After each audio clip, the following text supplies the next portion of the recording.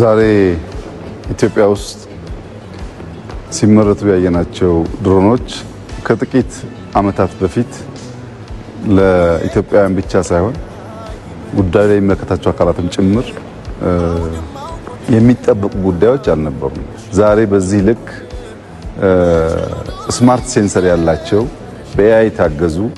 ለሪኮነሰንስ ስራ ለማጥቃት የሚውሉ ሱሳይድ ድሮንን ጨምሮ በኢትዮጵያ ውስጥ በዚህ ልክ ተመርቶ ማየት ለእንደኛ አይነት ህልመኛ ግለሰቦች በጣም አስደማሚ ውጤት ነው።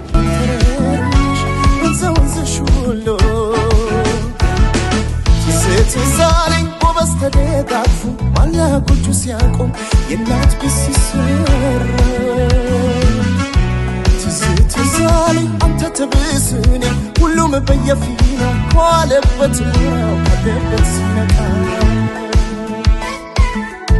تزالي بنفسي يولد مكاني بلا ستقرر